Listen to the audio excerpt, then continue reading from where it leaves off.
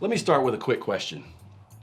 Are there any people who are your friends right now, but who you did not like when you first met them? Okay, and look, don't point them out if they're in the room, all right? Yeah, listen, that's actually a pretty common thing. In fact, you probably have some friends that didn't like you when they first met you. Think about that. And maybe it's not that they disliked you, they just didn't understand you. They thought that you were strange or stuck up or rude or annoying. And then they spent time with you and realized that there's more to the story, that you weren't the person they originally thought you were, that you're actually a fantastic human being. Okay, that's what we're talking about in this series, because the reality is there are some topics that we've possibly all had some impressions of or opinions about. The way we see things are, maybe slightly off or twisted or just plain wrong. There's more we need to understand. In other words, there's more to the story. There are topics that you expect to talk about in church, right? Topics like prayer and love and the Bible, and it makes total sense. And then there are things that you don't expect to talk about at church, like NFL football or Harry Styles or streaming content on Twitch or how to get more TikTok followers. Today, we're gonna talk about Harry Styles. I'm kidding, okay? But we are going to talk about a topic that you don't expect to talk about in church. Are you ready? We're talking about porn.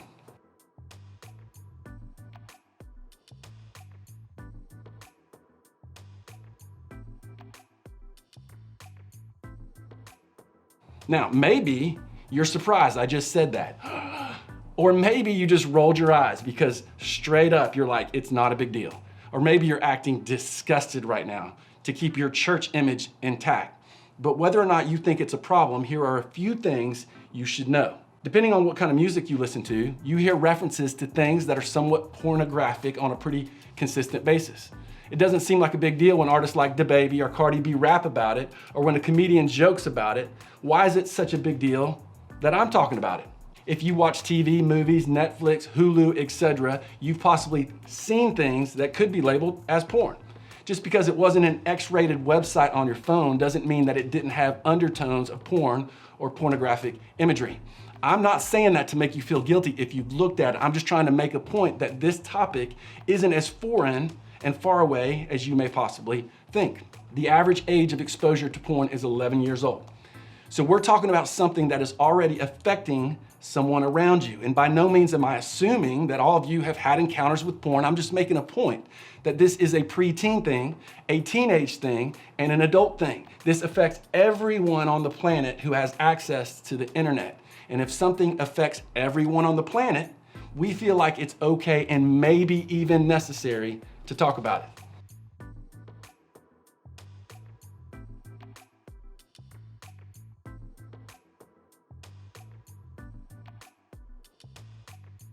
Now, if you're new to church and a little shocked that we're talking about this, I totally get it. And don't worry, we'll get back to topics like praying and reading the Bible to make you feel more at ease at church, right? I'm kidding. I know this topic isn't easy, but here's something that I would love for all of you to get today. We're not just affected by porn. We're actually influenced by the culture of porn. And here's what I mean. This is not something that could potentially tempt some of us. This is not something that just affects some of us. This is something that influences all of us. Why? Because porn culture is all around us. Snapchat and sexting, movies, music, advertisements, conversations, apps, etc. It's everywhere. Plus the porn industry generates $12 billion a year. Billion. That's more than the combined annual revenues of ABC, NBC, and CBS all combined. It's around us all the time, and it's impossible to spend time around something and not be affected by it. See, when it comes down to it, porn is sexualized content designed to get a specific response. A lot of people start watching porn because they're curious. So it's kind of like sex education, right? The problem is that porn was never designed to educate you. It was designed to hook you and make you addicted. It was designed to manipulate you. We're being influenced by something that's teaching us a fake education.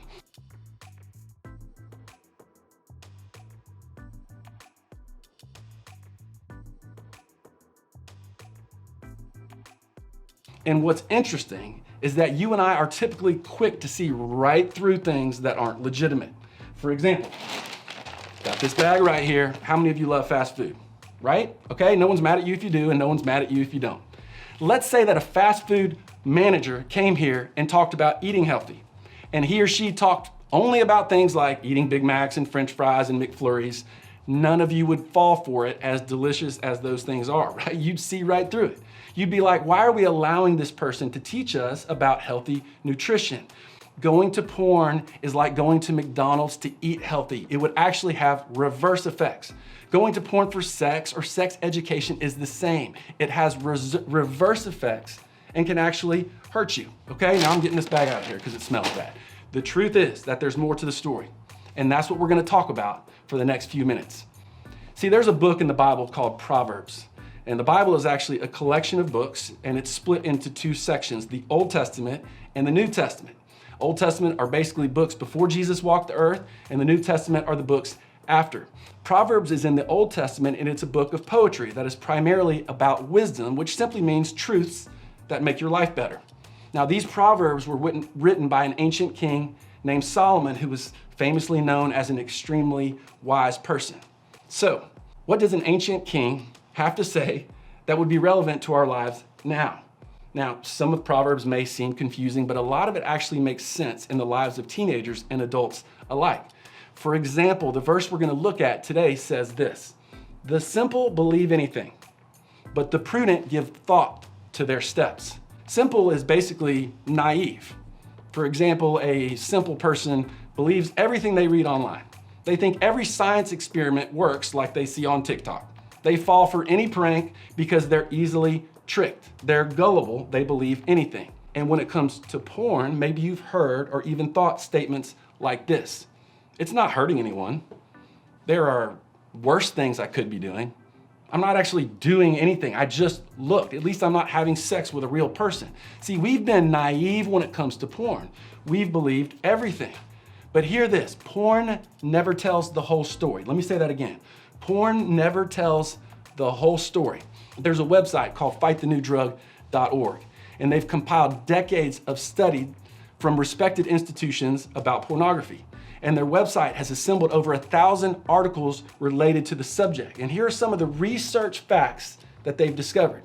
Studies have found that porn use is correlated with less sexual and relationship satisfaction. People are less pleased or satisfied. Frequent exposure to pornography is associated with believing that it's possible to have high sexual satisfaction without having affection for one's partner. Frequent exposure to pornography is associated with less trust in intimate partners. The sex acts shown in pornography are unrealistic. They're often abusive. Studies have found that porn use is correlated with lower quality of life and poor health. Even moderate porn use is correlated with damage to parts of the brain involved with motivation and decision making. Compulsive pornography users are at risk for depression and stress. We could go on and on with stats like this. The point is, porn doesn't tell you facts like this when you look at it. It wants you to be distracted and addicted. It doesn't want you to have a full, complete life. Consider this: porn will not make you better at sex. It won't. It might actually make you worse because it damages your relationships. Porn will not make sex better for you. It will actually make it less desirable because it doesn't give you realistic expectations of sex. Porn will not help you understand what sex is like. It will actually confuse you and lead you further away from understanding it. See, God isn't against porn because he thinks that the act of sex is bad. He's anti-porn because pornography has twisted what he intended sex to be. He is anti-porn because it devalues people that he cares about, which is, hey, everybody, it's everyone. He's anti-porn because it's bad for you and it's bad for other people. God is a 100% loving God, and there is absolutely nothing loving about pornography. The second part of the verse says this: "The prudent give thoughts to their steps." This means that a person evaluates information carefully so that they don't fall into a trap.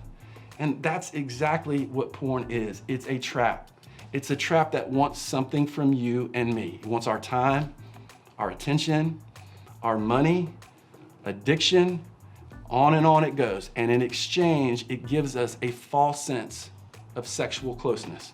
See, culture doesn't tell you that because they don't see it themselves. A prudent person is basically someone who is wise. And many, many years after Solomon wrote the book of Proverbs in the Old Testament, A man named Paul wrote a letter that became part of the New Testament. And he wrote to a group of people that he loved. He cared about them a lot. And he said this, "Be very careful then how you live, not as unwise, but as wise."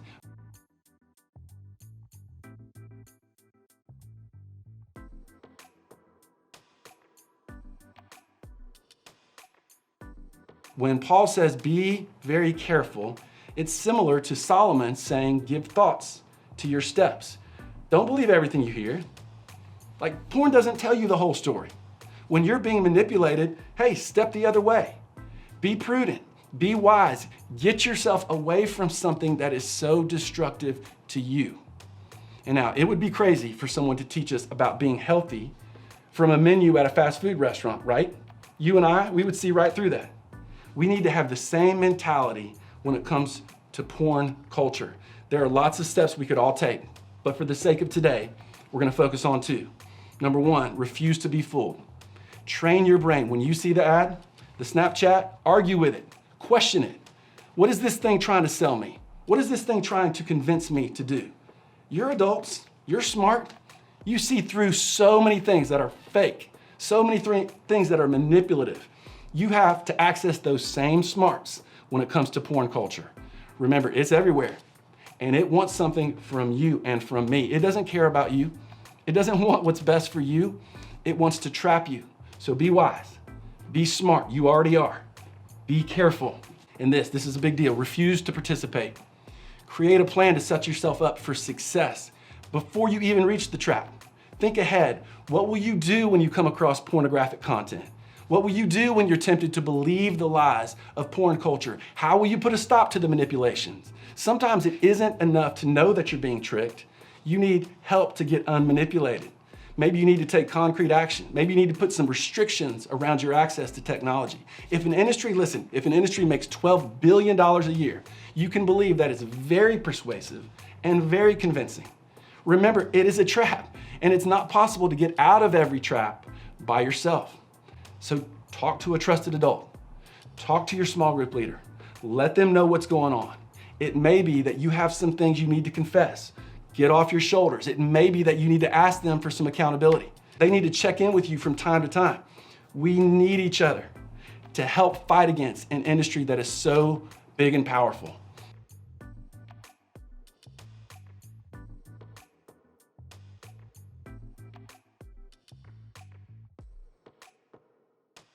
None of us want to be a part of something that manipulates us. We don't want to associate with something that hurts us. We don't want to associate with something that hurts other people. We're smart. We don't want to be controlled. But porn culture, it's sneaky. And now that we've named that, now that we've talked about that, we can open our eyes. We can see it for what it is, and we can step the other way and imagine if we did. How liberating would it be to move forward without being trapped by something that's so destructive to so many people? We would hurt ourselves less, we would hurt others less, and that is a very, very big deal. Porn never tells the whole story. On the other hand, we have a God who loves us immensely, and out of his love for us, he wants good things for us. He wants to see us thrive, not suffer. Porn is hurtful and damaging. God wants better for us. He has given us incredible minds to see through the lies and incredible wills to walk away. So choose wisdom. I am begging you, choose wisdom. Be proactive. Be willing to have hard conversations, because this, my friends, is worth the fight.